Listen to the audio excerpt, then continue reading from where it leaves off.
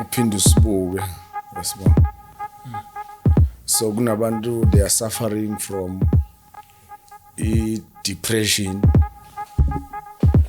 and suicidal thoughts. Yeah. Ba stagnant.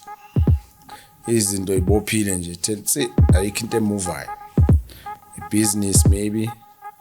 Yabona.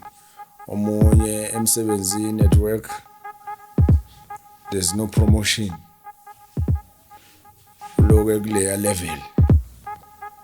So these three kushuthi yenza the good and the bad. That is why umuntu othakathayo a witch ukhonile ukuthi abhale igama lalomuntu wasebeka igama lakho lilengisa kanje waseyokhuluma forever. Ngamthanda ubrother Enigma ngoba thina sindisiwe besaba ukubatshela abantu ukuthi ubungoma bufaka esihogweni sesilazi iqiniso. Brother ini ngumsebenzile ubenisabana wabuxaba benisaba bazonibulala but brother ini makasabili lutho akasabili lutho uyakhuluma nje ayihambe uthi futhi. Welcome to the Dobe Show. Of course, I go by the name Christmas. You already know I'm doing the best show. Even James knows. Otherwise, on sound and camera, this thing is usual. I got my man James, and on my right, I got my man Kande. I do one story at the time and one testimony at the time. If you're new to the channel, where have you been?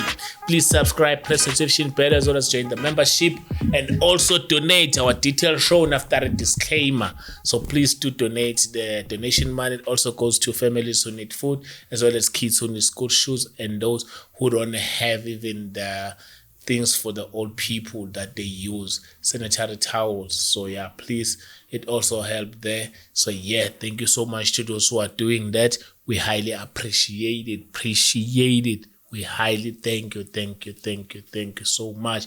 May the Lord bless you. And otherwise, please watch the episode until the end, and please don't skip the ads. That's also a support to the channel. So thank you also to those again who are doing that. James, are we on grace or what? We on grace. I love it. We on grace. Love it. Every time when you're on grace, I love it. Yitata. Okay. Litini. Yeah, Yesu, we are on grace. It's God's time. Phethe wabuxaba namhlanje ngivula unyango babuxaba. You know I love it when you have babuxaba. I love it. You know I love it. Yeah, babuxaba siyakwamukela eshowini. Siyabonga futhi ukuthi unyaka uthi uqala uphinde uzivakashele. Siyabonga kakhulu. Amen. Siyabonga. Happy New Year. Hey. 2026. Hey, sesingenile wabuxaba. Yes. Sithandazana ukuthi siphinde soqede futhi nawo lo nyaka siphilile. Yes, grace is available. Yeah. Let's take advantage of grace. Yeah. Amen. Sicela ubingelele emakhaya.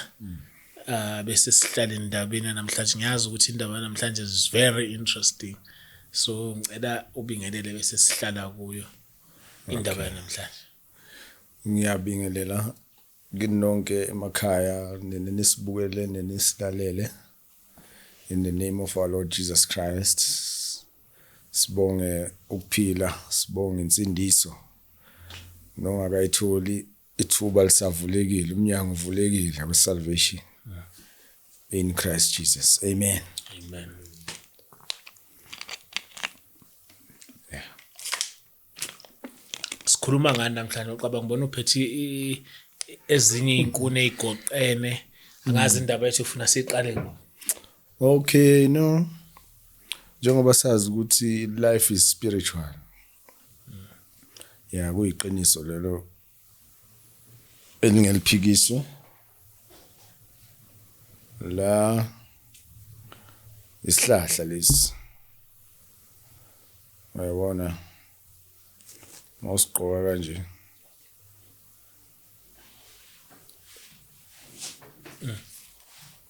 uphinde usibuke yasibona.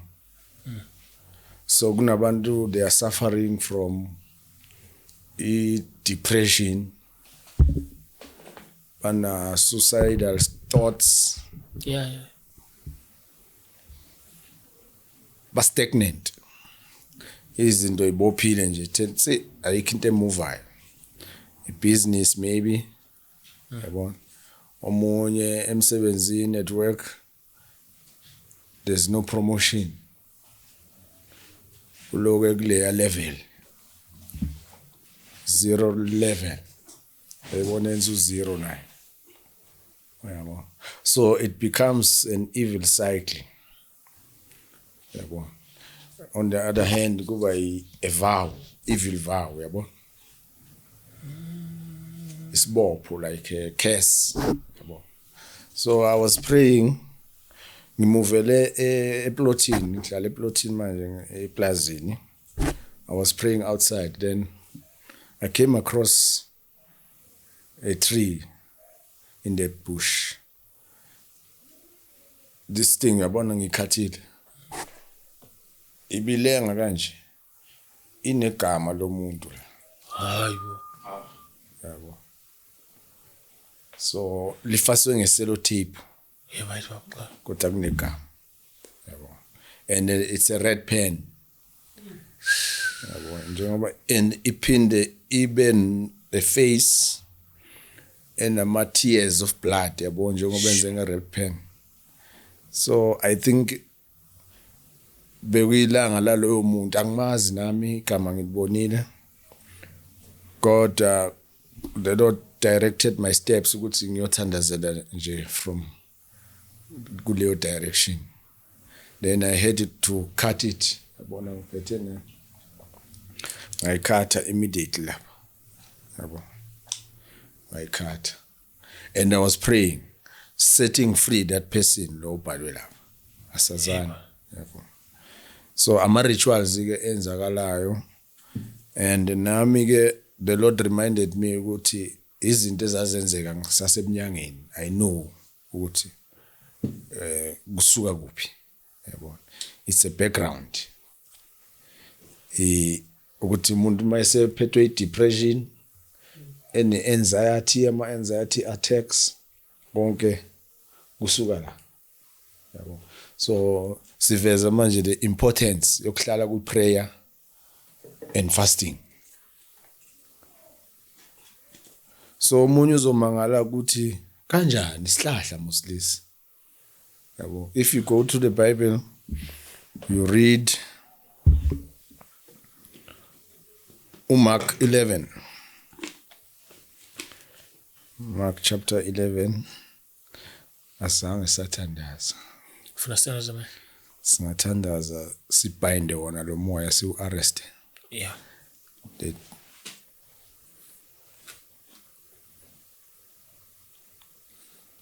That spirit of untimely death. Rakaso brahashaka. Radabasya hanto barakaso brandali krabasyanto. Monta ragabosia rabashanta. Librobo santa demons assigned to cause suicide. Liborobo shata kurabasanta. We arrest you in the name of Jesus. Moshanto barakaso barakadorobo shanta. No one will die. Montala barabashanta rabasata baya. Librobo shata bontora barabasanta. You death, we rebuke you. We silence you.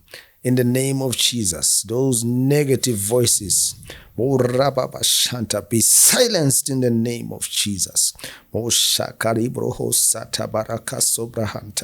Father, we bless your name. We thank you for this session. Your children shall be set free indeed. Death has been defeated. They will live and fulfill their destinies in Christ Jesus. They will prosper. They will move forward in the mighty name of Jesus Christ. Thank you, Lord. We bless your holy name. Amen. Amen. So if you read Mark chapter 11, Mark chapter 11.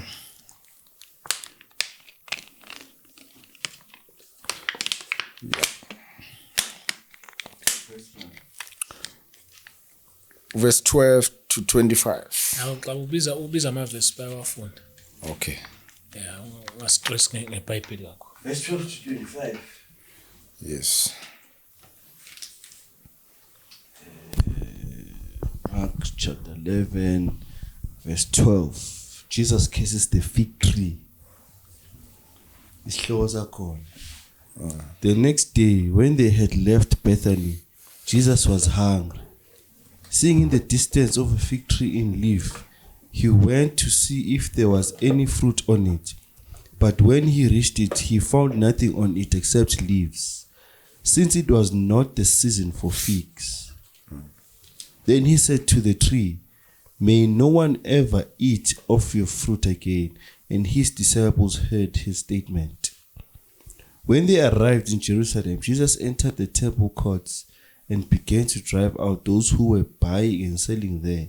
He overturned the tables of the money changers and seats of those selling doves, and he would not allow anyone to carry merchandise through the temple courts. Then Jesus began to teach them, and he declared, "Is it not written, 'My house will be called a house of prayer for all the nations'? But you have made it a den of robbers." When the chief priests and scribes heard this, they looked for a way to kill him, for they were afraid of him, because the whole crowd was astonished at his teaching. And when evening came, Jesus and his disciples went out of the city.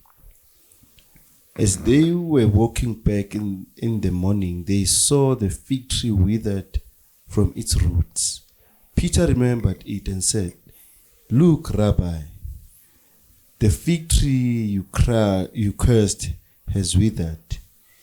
Have faith in God, Jesus said to them. "Truly I tell you that if anyone says to this mountain, 'Be lifted up and thrown into the sea,' and has no doubt in his heart, but believes that it will happen, it will be done for him. Therefore I tell you, whatever you ask for in prayer, believe that you have received it, and it will be yours.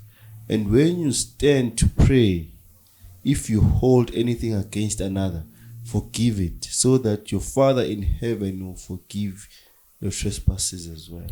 Hallelujah. Amen. If you have anything against anyone, ask for forgiveness. Forgive now and ask for forgiveness so that you'll be set free. Importance, yeah, forgiveness. The importance, you're asking for forgiveness from God. So lana ke mawusibuyela ku verse 20 sithola ukuthi in the morning as they passed by they saw the fig tree dried up from the roots. The fig tree dried up from the root. Verse 21, Peter calling to remembrance said unto him, "Master, behold, the fig tree which you cursed is withered away." Uyabona ukuthi uNkulunkulu sibonisana la ngoJesu ukhulume nesihlahla. Meaning isihlahla naso has got intelligence. Siyezwa. Now eBhayibhelini kukhulunywa the tree of the knowledge of good and the knowledge of evil. So this tree kushuthi yenza the good and The bad. the bad. That is why umuntu othakathayo, a witch, ukhonile ukuthi abhale igama lalomuntu wasebeka igama lakho lilengisa kanje waseyokhuluma kusho ukuthi kwazi yena ukuthi ukhuluma ukuthini. That's when umuntu uzothola sekuthi uyibulele, yabo, because manje la ama thoughts akhe awaphumi ne-solution. Yabona? Ubound. Yonke into ibophila, akekho sober minded. Yabona? So mawufunda 1 Peter chapter 5 verse 8.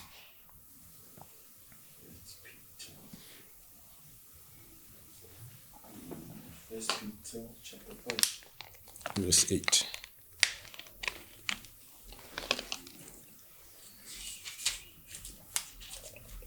Peter chapter 5, verse 8. Okay, 1 Peter chapter 5, verse 8. E.t. Be sober-minded and alert. Your adversary,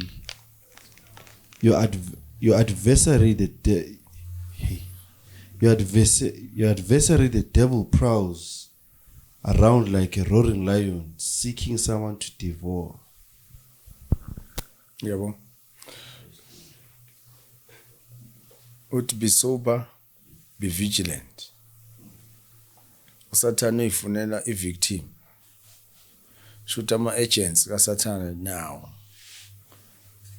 Abuka umuntu o-weak in the spirit, ongakwazi ukuthandaza, ongakwazi ukufasta.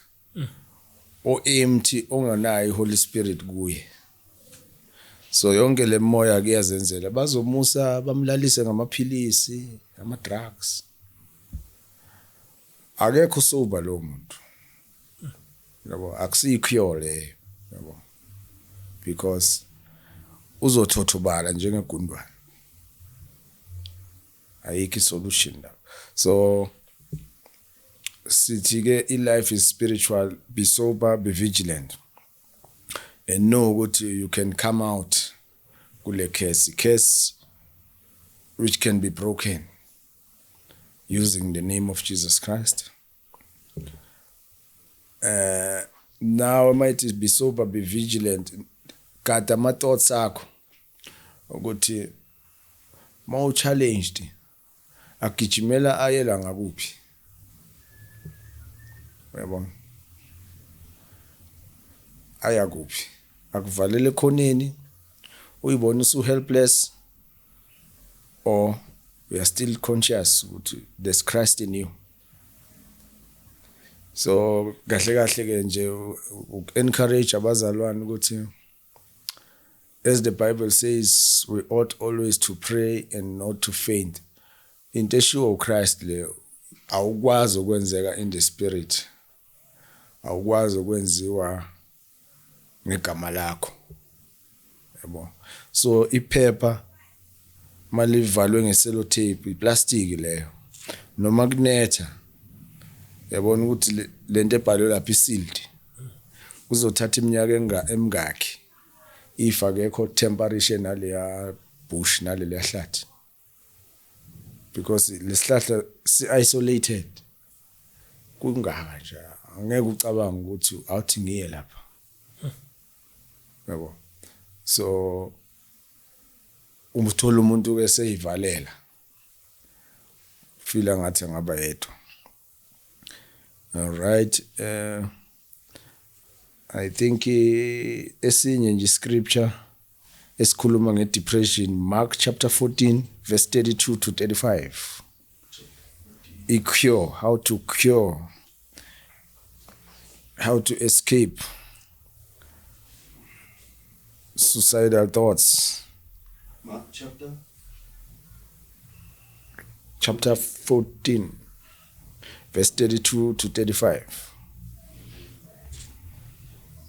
chapter 14, verse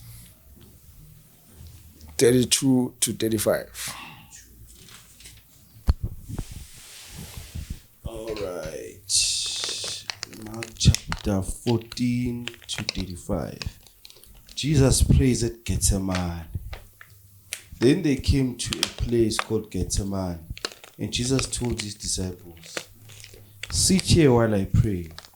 He took with him Peter, James, and John, and began to be deeply troubled and distressed. Then he said to them, "My soul is consumed with sorrow to the point of death. Stay here and keep watch." Going a little further, he fell to the ground and prayed that if it were possible, the hour would pass from him. Verse 35. Yeah. So uyayizwa i-operation kade imfikele. Uze uyaconfess uthi my soul is exceedingly sorrowful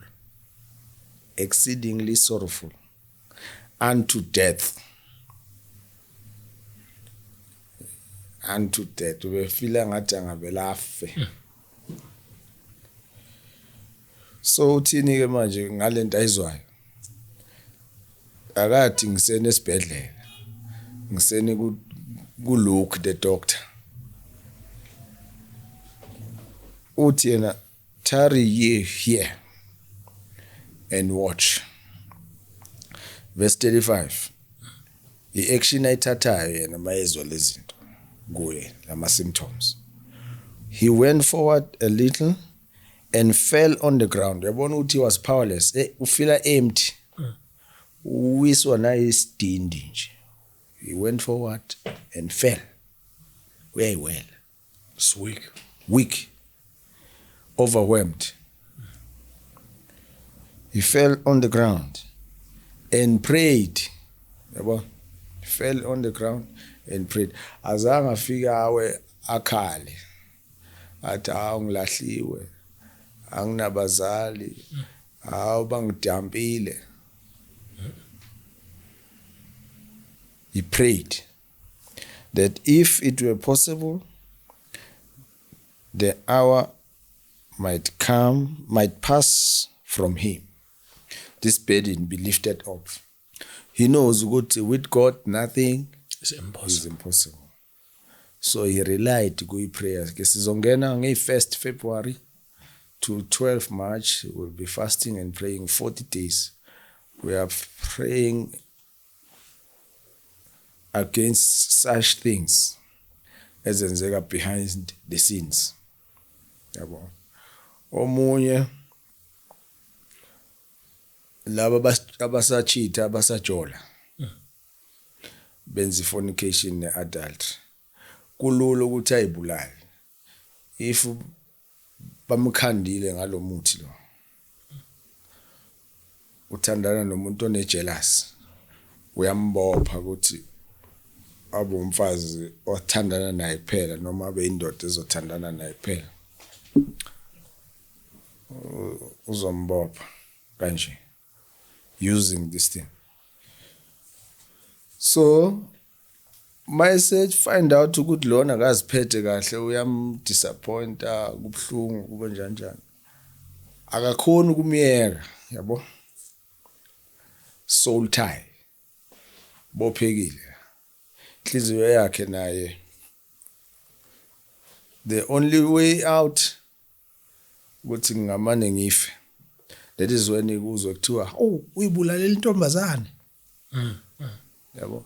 Omunye kuthiwa uyibulalela indoda. Izinto ezikanje. Yabo. So ke ngokufisa kwami nje ukuthi sengathi wonke umuntu angasindiswa ngoba vele insindiso yawo wonke umuntu. So that you receive the helper, the Holy Spirit. Okusizayo oba always above le moya project wayo ye witchcraft. Yabo. So uyabona ukuthi they are using, ngicela sivule ku Genesis chapter 3.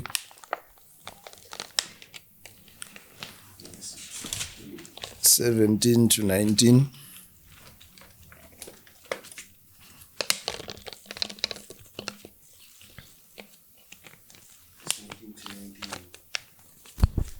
Genesis chapter 3, 17, verse 17 to 19. It is, and to Adam he said, because you have listened to the voice of your wife and have eaten from the tree of which I command you not to eat, cursed is the ground because of you. Through toil you will eat of it all the days of your life. Both thorns and thistles it will yield for you, and you will eat the plants of the field. By the sweat of your brow you will eat your bread until you return to the ground, because out of it were you taken. Because out of it were you taken. For dust you are, and to dust you shall return. Yeah, so uthini laphaya? Cursed is the ground. Cursed is the ground.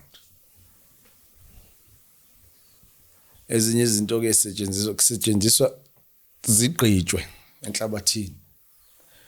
Angithi cursed is the ground. Kusho ukuthi yonke into ezotshalwa laphayana against your destiny ekhulunywa lapha bese bayayigubhela mhlambe ngebhodlela. Bakhulume. Maybe bayitshale kuyo the root of the tree. Angithi nokubona lento yokuthi ngesummer or ngespring. Yeah. Baningi abantu angathi bayahlala. Bahlanye babesho njalo nami ngikhule ekhaya kuthiwa uma ngene isama uma ngene isama siyaqhamu So lento lena kwenzekile kaningi most of the time kuyangenza lokho ngihluleka ukuthandaza endlini. Ukuthi I should go outside. Sometimes ngipaka imoto ngiyothandaza nje mhlambe eduze kwebridge or ziningi izinto enginokuyidiscover, yabo. So lapha if uzothandaza phansi kwesihlahla uthola mawuthi uyafika kunebhodlela linentambo ebovu liyalenga or ligujelwe lezihlahla ezibonakala the root from the ground, yabo. Kuboshiwe lapha ya kanje, yabo. So kusho ukuthi lesihlahla lesi must germinator kuzisama spring skip ama blooms new leaves ukugula kwalomuntu uqala phansi, yabo. Kuyabuya ukuhlanya kusetshenziswe cast from the root. Uzwile principle ka Christ uyasitshela lesihlahla ngifuna ifruit awuna fruit wena. Isihlahla siyachaza sithi hayi akakabi season yami. Uthi okay awunginiki lo ngikufunayo.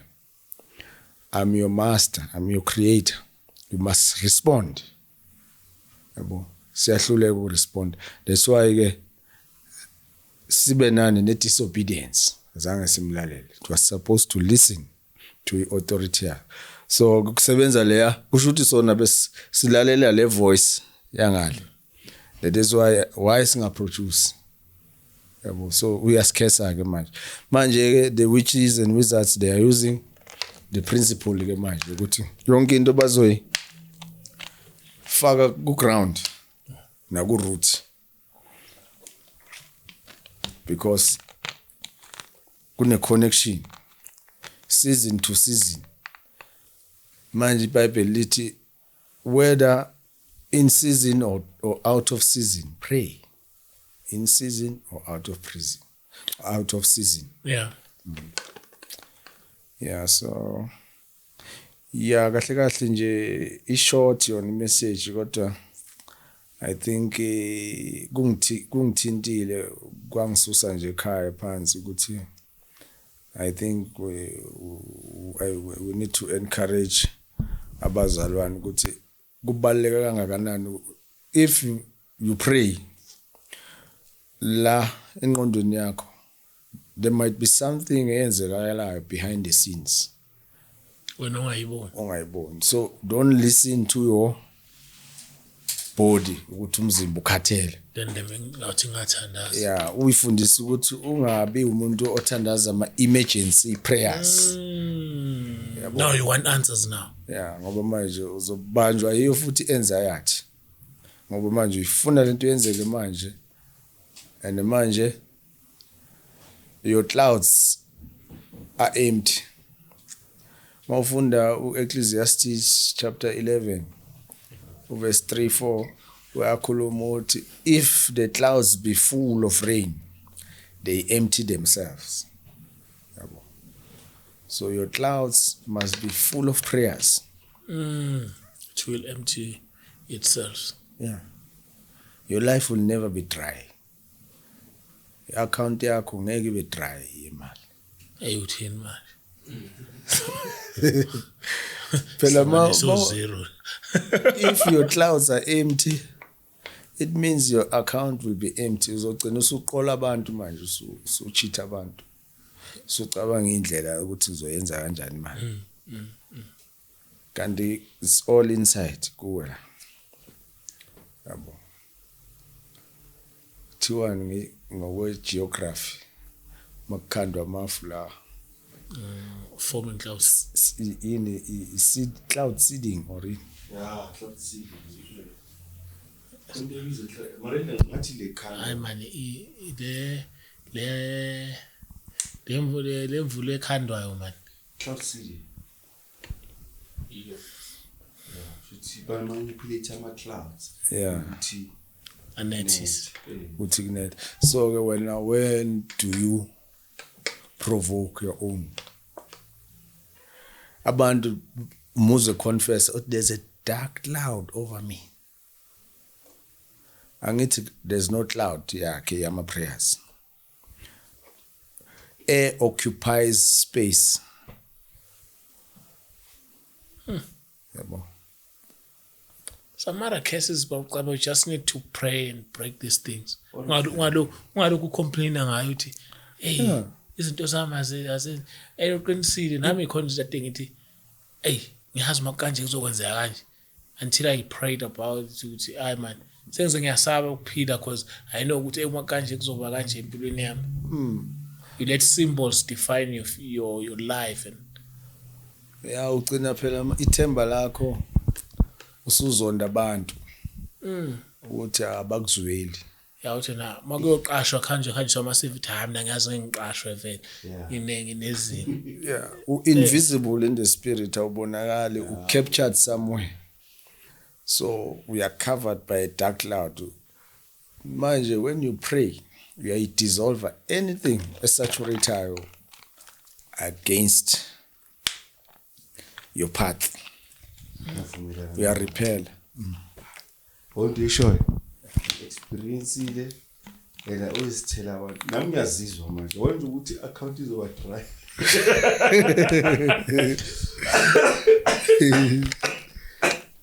Funny enough, I know this good. What calmed me down was prayer. Yeah. Into yangehlisa umoya lento yokuthi kwatela umuntu usuka lapho. Into yangicalm down ukuthi ngibe right was prayer.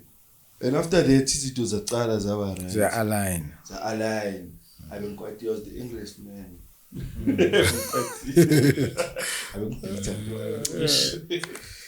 Yeah, mara yeah, it makes sense. So this year siyangena ku fasting angithi siyaqala ngey Kodwa first when usuka ngeThai ngoba 40 days ngoba kusehlulwa ama-hour. Okay, masuka la eJohannesburg siye Cape Town. Wena mawungena ebhasini uyazi ukuthi uye eBloemfontein. Ugibela nje ibhasi eya eCape Town. Uzosala la eBloemfontein or eKimberley. Ubani uzothi wehlelani manje ngoba sikakafika eCape Town. Uyabona ke manje ngikhulula. Because phela manje bengazi uma ngingenele ngoba ngishaya yonke le 40 days and mangayishayi sengizosaba yabo. So lokho kungenza ukuthi ngingabe ngisangena. Ungayivaleli. Ngicela uzijwayeze fasting le maybe. Yeah. Okay. Ushaya. Angithi nokuza abantu bathi pray every hour. Mawusebenza ubusy and like how do you do that? If uku fasting. Yeah. Uyabona njengoba uze emsebenzini kanje. Emsebenzini uqala ngo-8. Yeah. Ifasting iqala ngo-6. Uyibreaka ngo-6 ntambama. So if umuntu ovelo okusabayo ukulamba. Idla ke ngo-5. Kodwa ungadleli ukusutha.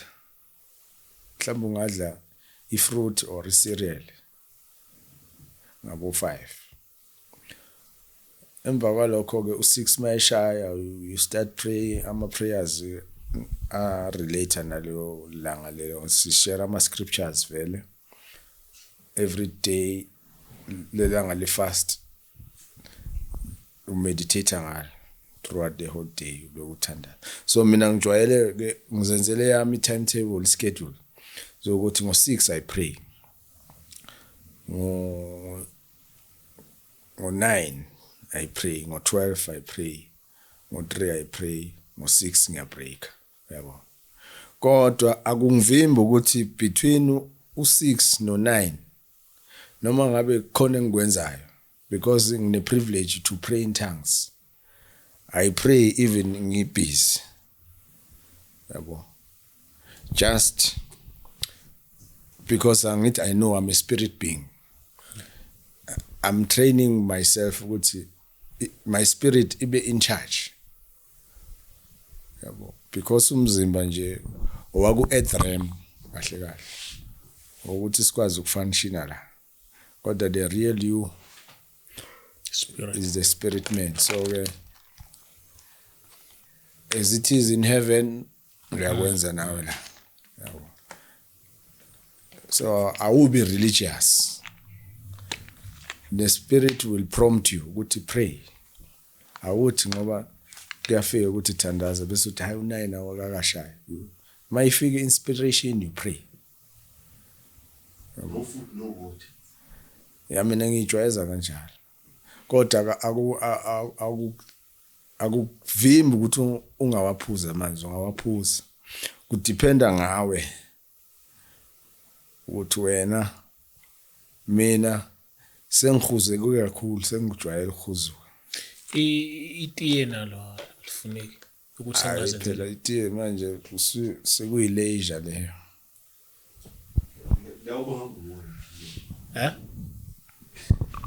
Angithi umngani wakho Tiye leyo bamba umoya. umngani wakho Lokukhoza uthulambile. Wasacutha ukuphuza. umngani wakho angafika, let's go for coffee, for tea. ugcina usudla ibiscuit ngephutha. Niyo shwashwathi indaba lapha zwile ukuthi ubrother Sekuyasho isiqinisile. Usuphumile kuprogram ye fasting. Ngendaba yetiye nje. Kanti vele nalona inechalo yindaba. Awungani nomuntu ofikayo. Line spirit seyindaba angibona ugogo wami ungayisephuza itiye. Indaba engaka. Hayi. Ufunisa mo. Lokho Mawufuna ukuthi ayikhiphe kakhulu menzele linye lesibili. itiye uhlale la uyambona eyindaba. Hayi. Itiye nje linespirit esibi walo. Itiye. Manje babuxaba le hlahla lesi simira so or bayasiyenza ukuthi sibe around kanje. Atsenze. Yabona lesi basenzile bona, basithathile bas twist. Because the name tag bela. Okay. Yamanje So, ngoba kushuthi- ngobusikhathi. Ukuzihenga lokho yabo. Hey man. Umuntu mayezihenga kusuke Nami kusho bake bangenzela phela nami baqaba ngazama. Kusho ukuthi babengenzele isihlahla. Yayi. waphunywa kanjani. Azamisa usayi. Sibedlela. Wawuzwa ama voice Hayi ngadecide. kwafika kanjani enqondweni or kwafika enhlizweni.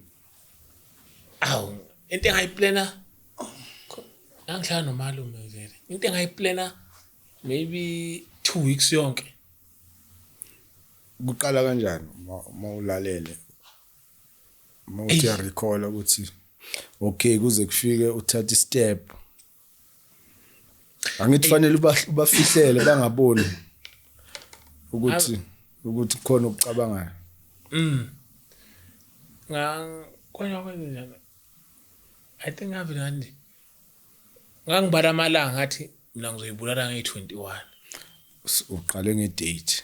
Yeah. Ngathi hayi this month nge21. So ene bengijabulile.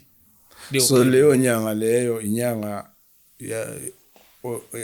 efika kanjani kuwe ukuthi ibe ne date which month ozalwe ngayo or a festive or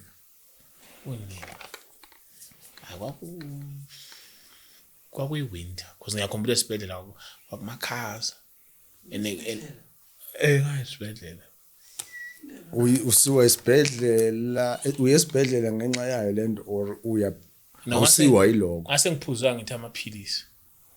Okay okusho ukuthi uye esibhedlela ngoba sewudle ya ngayesibhedlela ngoba sengidla amaphilisi overdose ya ngadla kwakuyini zazi ngafaka izinto eziningi ospirit ngaphuza amaphilisi amaningi then ngase ngaphuza ngespirit wakunyanga ngespirit ya ucasukile noma inhliziyo ibhlungu or inhliziyo fed up ayibhlungu. I was like kafana anginange like nje ngangekwenye nje umuntu uthi nalento la mhlawumbe uma ufuna umuntu kuba ngcono ayilento yala iyabhola ya like ayangisa nje zathi man ithi ngiyimbula lucky umalum but ngase ngifeyintile vele ngasaboni niki so nabona sesibhedlela so uma besho umaluma uma ebuya wavula ekamereni wangifica ngidele vele ngiphuma igwe ya babizi usemfana omncane hayi sengumdala sengiqedile nasesikoleni asengumdala seqedile nasecollege bese ngumdala cisha nginabo ngoma 24. So uzwile kodwa masifunde lamavesi ukuthi athi be sober be vigilant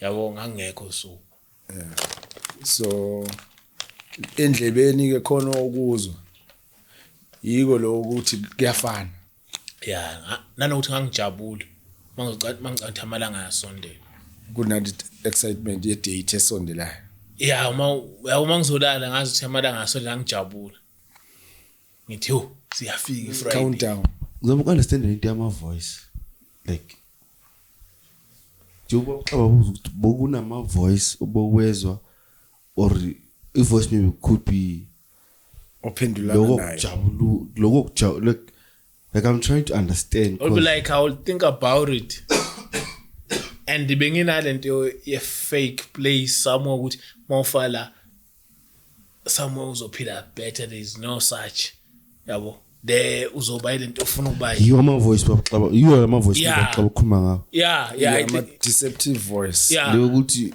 mangabhora lana when you go nganginale ngoba ngisho ngangi excited because like I was like the place that I'm going to angithi omunye athi kuye why wena ufuna ukuqhubeka uphile nawo ngoba ngathi uyabona bakufuna izolo bacele in abakunikanga exactly waqaba mina into ayingisha but akusikho I was like abazali bamvele bashona so now is a chance ukuthi ngibalandele I know ukuthi ngibabona I was excited like I was like ngizobona ubaba nomama this time yonke engakaze ngibabone ngiyobabona yabo iyo I think into eyayingimotivate kakhulu ukuthi finally yabo so no izwile ku-cure i-therapy is good but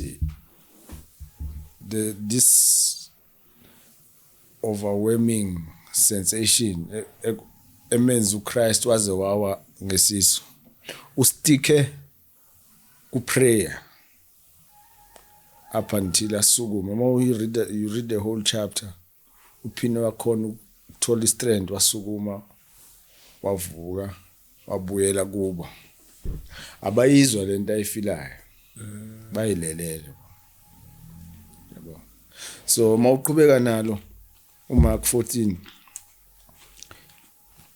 verse 36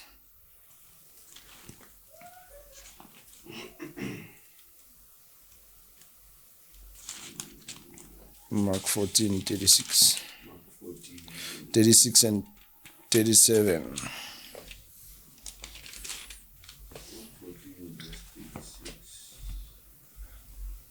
siphelele ku verse 38. Right, noma siphelele ku 39. Yeah. Okay, Mark 14 verse 36, ne? 36 to 39. Okay, iti. Abba, Father, he said, all things are possible for you. Take this cup from me, yet not what I will, but what you will. Then Jesus returned and found them sleeping. Simon, are you asleep? He asked. Were you not able to keep watch for 1 hour? Watch and pray so that you will not enter into temptation. James. For the spirit is willing, but the body is weak. Again, he went away and prayed, saying the same thing. Yeah. So ustika kulendo le emsizile ukuthi watch and pray lest you enter into temptation. Usethi nungawulaleli umzimba uthi the spirit truly is ready. The spirit. We are spirit beings. Spirit is always ready. See alert spirit. See sensitive. But the flesh is weak. So ingqondo ihambisana nama senses. Into zobuyifile emzimbeni then kuzoze respond ye mind ithi into uthandazelana ngoba njalo uyathandaza uyakuzwa nje leNkulunkulu. Yabo. So the flesh is weak. Reasoning ayikho. Verse 39, and again he went away and prayed and spake the same words. Uyabona akakhulumi the wrong words. Avoid ukukhuluma negative words. Yabo. Lithi Bible, again he went away and prayed and spake the same words. Same words about the will of God, not my will. Akungenzeki lento engiyicabangayo. Akwenzeke lento efuna uNkulunkulu ngami. Yabo. Counteractor lento ayifilayo. Ukuthi akayiconfess. Yabo. He kept saying the same words. Mawuhlehlwe emuva ubelokuthi not my will but your will, not my will but your will. He kept saying the same words. Uyabona ukuthi umnyango wedeath wavaleka. The voice, because mawuqala lapho uthi my spirit was sorrowful unto death. Lento abayizwe ubefila ngathi angafa. Yeah, right. Ngicabanga ukuthi ke sophelela lana ke sohlangana ku fasting. Sesikhona futhi ngapha sengiyis ini Gauteng noma iJoburg so okay so it ayangumfana seplazini nje abe ngithi iSowetan hayi ngapha eplazini ngithi yabo ingakho ngihlangane nezinto ezikanje emahlathini lapha emaplazini. So mina ngumuntu vele oyithandela nje nami ngiyithanda ukucaba leyo mpilo yabona nami mase ngiretha ngathi ngizozo funa ispace lapha. Yeah. Soon ayingifuna indawo ngifuna indawo esemakhaya man. Small town ngithatha ingane yami ngesikole labo indawo encane right. Yeah, ngithanda indawo enjalo nami. Hayi amamoli nani.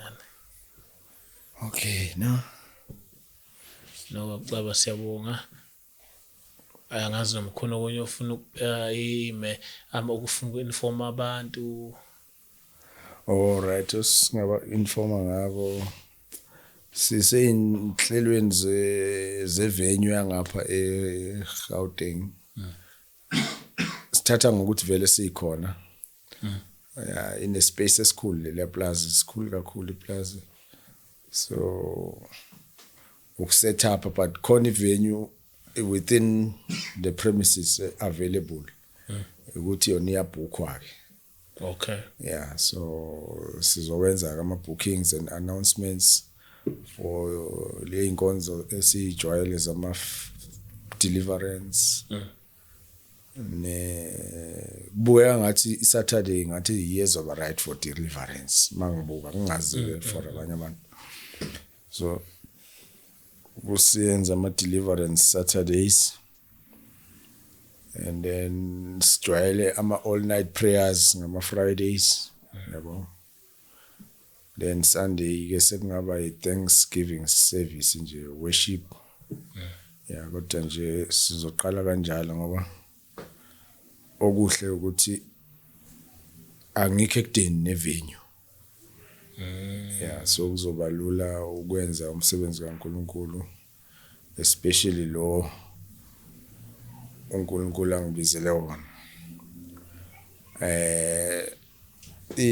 Laba bachatha abantu inyanga bangangishayi ukuthi ngize So into expose kanje. lento. Yeah, Yabo nje kodwa abantu mabebona lento beyinqamule. Umuntu mawuthi hamba ubone isihlahla senze kanje sinqamule. Masifunda lapha ku Acts chapter 26 ne. Aha.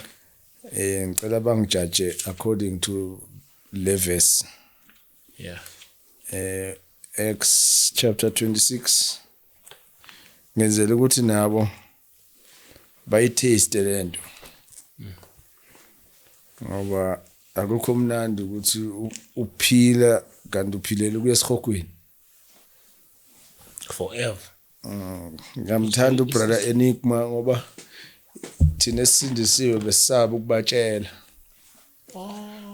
abantu ukuthi ubungoma bufaka esihogweni. Sesilazi iqiniso. Ubrother ini ngumsebenzile. Impeni sabana wabucaba bensathi bazonibulala. But ubrother ini makasabi lutho. Akasabi lutho. No. Uyakhuluma nje ayihambe. Uthi futhi neya emoto shop right and bengamenzi. Mina ngingene. Awu nami ngawini izangoma eziningi kabi. Aw. Enigma. My brother Enigma, thank you. God bless you. Uyazi brother Enigma wenza wabalula mina wami umsebenzi. Bengivele ngithi hey, umzwile brother Enigma. Mangihlangana nawe ufaka ubuhlalo. Yabo. Athubalo. Ngibese ngumdlalela iclips. Esho ukuthi uma sangoma zigcwele esikhukhweni. Ushaye enye impact lo muntu. Akhumbula intombazana sehlangana naye yamathathu nabe efaka ubuhlalo. Akhumbula afuna ukugama la. Sebenza kule gym le. Oh yeah.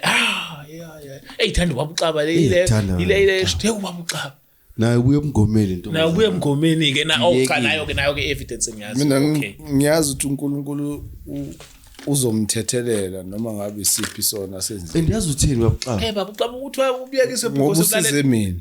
Uthula bebuka ama video akho. Bekangibonisa neskin sakhe siseshintsha naye. Siyashintsha. Ufela ukuthi ubalekile ebhukomeni. Kodwa usafe kuChrist. Yabo. Ucabanga ukuthi ama-article brother because ngabantu article uma ubheka aqala awuwena ungajabula abantu bebeza kuwe bezothwala. Phila ngayo lento. Do you think i-clientele ebias into? Yeah, if une congregation ka 20,000 yabantu or 5,000 bese ngisho mina ukuthi phumani esontweni likanje likamfundisi ubani ungasabi ukulisho ngizo sengiluza abantu abangaki ngoba manje umnikelo uyancipha. Fanele ngithola into wrong ngaye, mele ngiplan ukuthi ngizomenza njani abe valueless. Angithi nami izangoma nenyanga ziyangiplanela. Hayi zona kuphela. Ama antichrist nje. Fanele bangiplanele nami ukuthi somthola kanjani. Yini weak point yakhe. Yabo. So maning invite la studio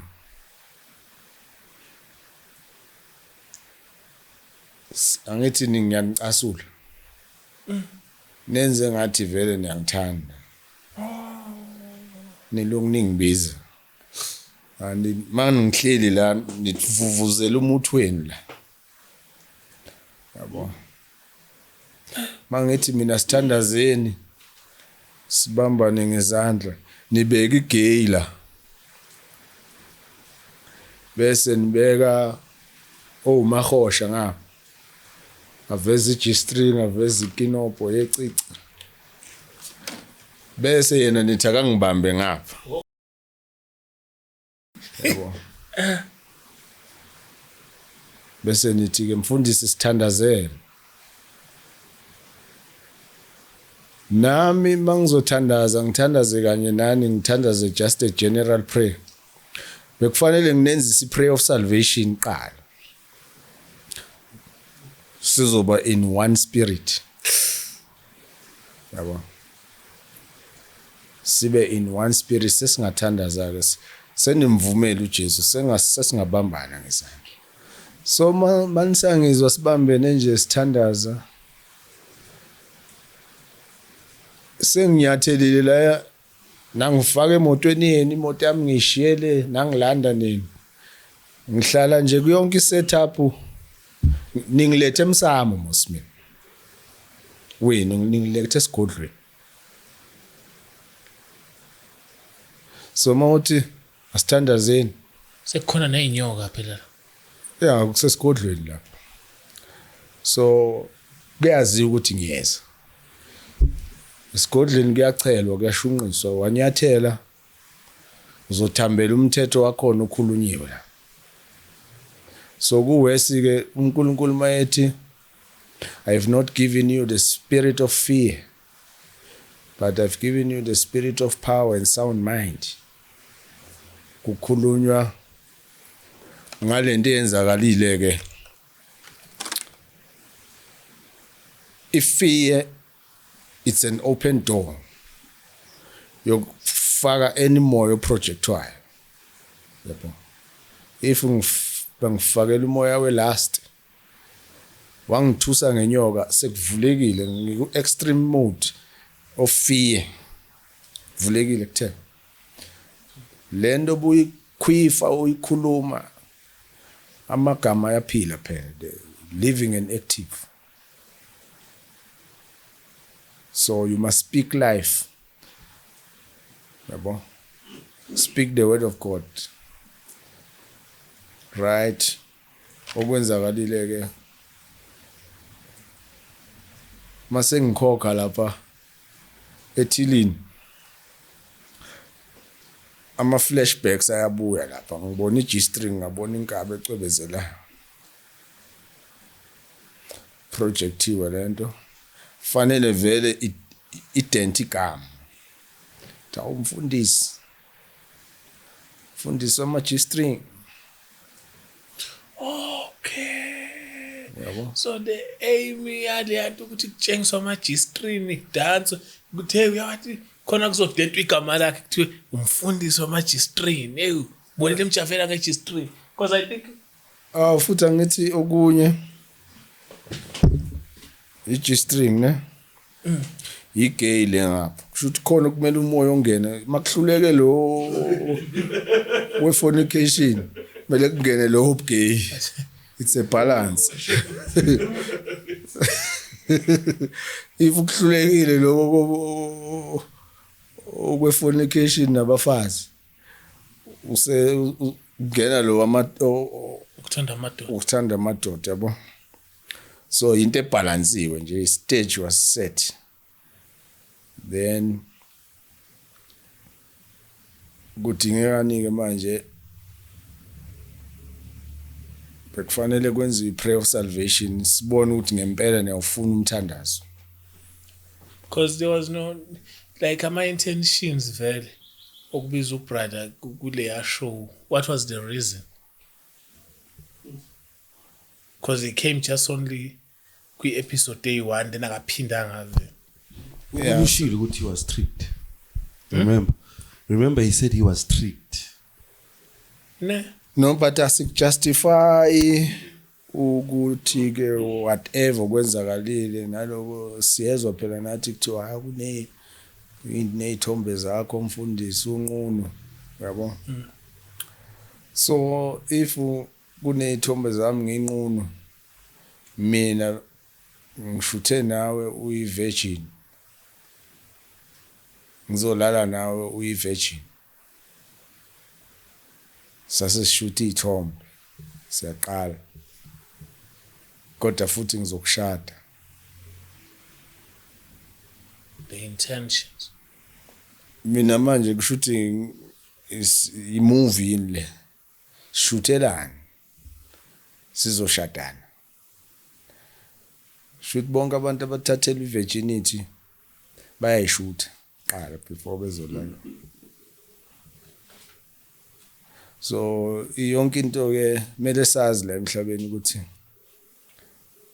mawuphazamisa uzoba namaskazi amaningi. If uphazamisa kulombuso ngale bazokuplanela. So ngale ka dog eat dog wadlalela khona senkingeni. Ngapha kulombuso wethu inkinga ukuthi yithi esijajana kakhulu. Hey. So bona bayasiplanela ukuthi bangasidestroya kanjani. Nathi Thina siyahlekana ukuthi ya buka basi bona benza umsebenzi baplan ukuthi sizomthola kanjani. Uweek ngani? Yini into ayithandayo? Hey, uyamosha manje. Hey, nangu umuntu eyisavelelwa yilo muntu. Bazokhuluma bona ukuthi sizomthola. Give him 12 months. Or give him 3 years. So rather stick to the word, practices in this scripture. Or Ephesians chapter 4, verse 12 to 15. Ukhuluma ngendaba yokuthi ungabe tossed to and fro by any wind of doctrine. Yabo. Yonke into ekhona iyakushifta. Kufika lo uyakuthatha. Kufika lo uyakuthatha. Why ungakhandi foundation yezwi kuqala? Stability. Ube stable. Spirit, soul and body.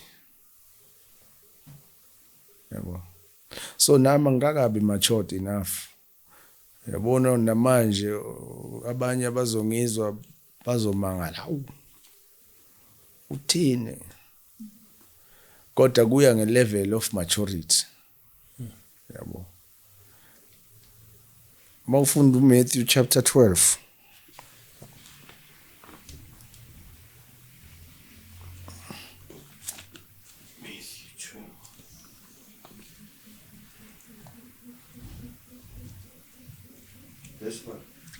Ake siqale ku verse 1.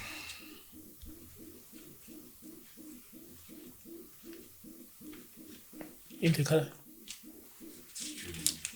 Hey, ndoda mina sengiyasawa. Lilalele lejuba lothi.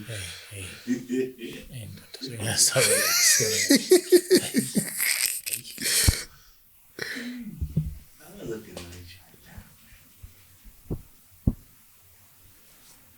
All right, ake sifunde 1 Verse 1, 2. verse 5.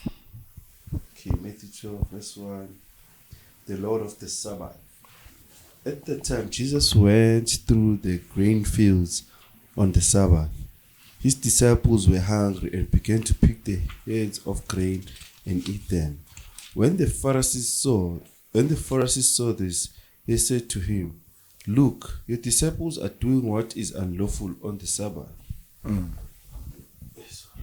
Jesus replied, "Have you not read what David did when he and his companions were hungry? he entered the house of God, and he and his companions ate the consecrated bread, which was not lawful for them to eat, but only for the priests. Or haven't you read in the law that on the Sabbath the priests in the temple break the Sabbath and yet are innocent? Yeah. Yabo. Eyethi judgment yitini yamatshe left and right. Kodwa uChrist lapha, these words are written in red. Uyosimelayo uthi these ones are blameless. Ama accusations are from darkness. Umzalwane osa full of accusation, we are accuser. Unama accusations. You need to search the source. Yokuthi yini le kwenza accuse kangaka ube accuse. Bible lithi the accuser, the adversary. The accuser. Right, mafunda Matthew 7 verse 1 to 5 ngizomfunda ngicela ukumfunda uthi verse 1, judge not that you be not judged, for with what judgment you judge you shall be judged, and with what measure you meet, it shall be measured to you again. Yonke into yenzayo uzenzela wena, izobuyize uyajaja, It will come back. kanti ama-layers, ama-drawer, ama-judgments nawo azobuya ngakuwe one day. Yabo. Verse 3, and why beholdest thou the mote that is in your brother's eye, but considerest not the beam that is in your eye? Ngicela ukuzwa ngaleyo version, verse 3. Verse 3. Yes. To verse 3. Why do you look at the speck in your brother's eye, but fail to notice the beam in your own eye? Ubhici. Ucwele imbici la. Kodwa ubuka lezi ezaloyo uthi yanimbheke unjani ebusweni. Bheka. Uthi bheka wena kuqala.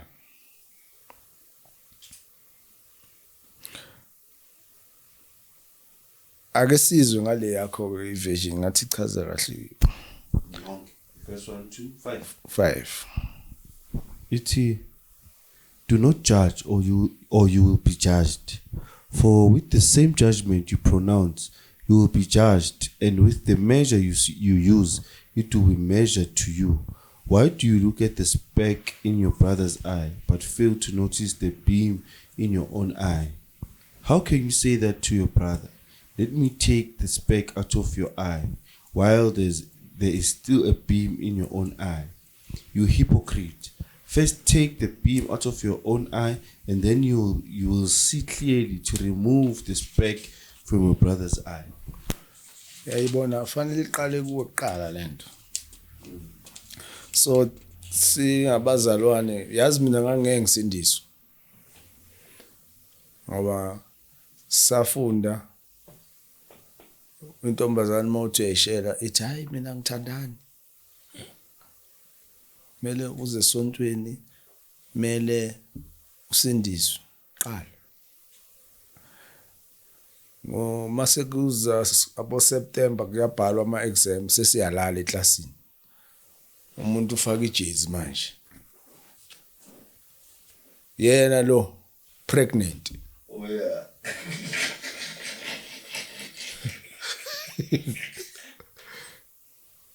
Kodwa usindisiwe. Yabo.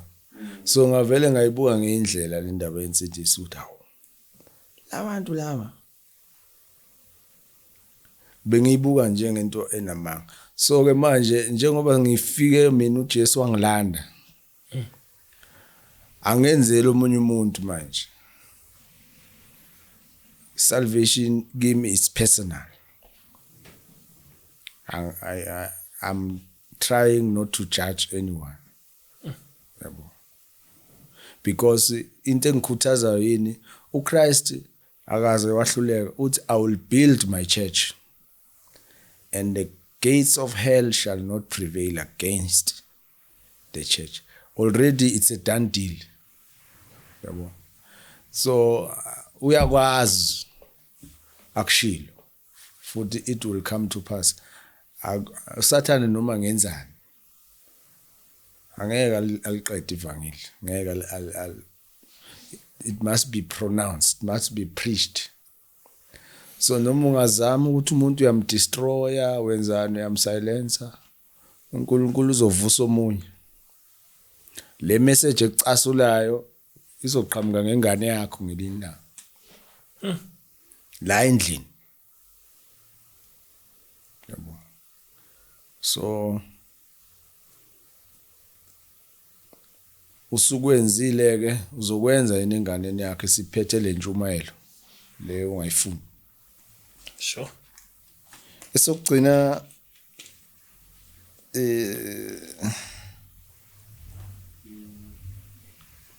verse 1 to 3. Verse 1 to 3. Yeah. So Romans 10 verse 1 to 3. Romans 10.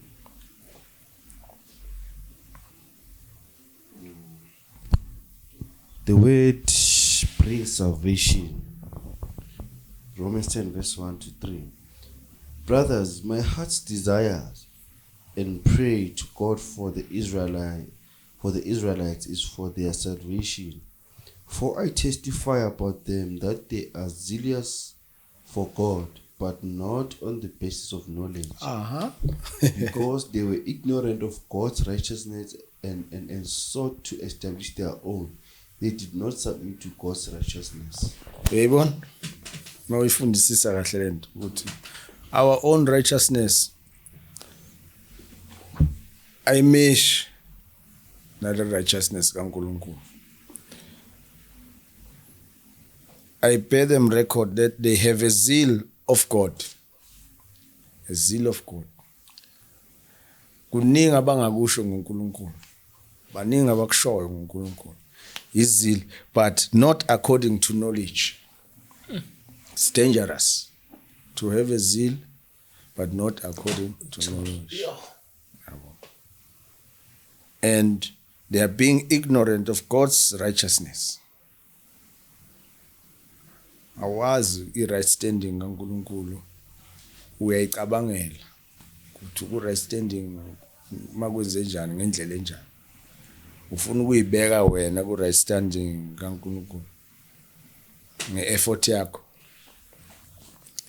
Kukufaka inkingeni because at the end of the day that judgment i-investment yakho ezomaturisha one day. Bese udla kuthiwa nama-earnings or profits. Profits. Hallelujah. Amen. Hayi siyabonga baba uXaba sinibone ngokuzayo. Siyathanda kakhulu emakhaya ngamakhaya ngithi nje qum shelele. Ngayivala baba. Sabani ngiphe nje imali ukuthi ngayivala.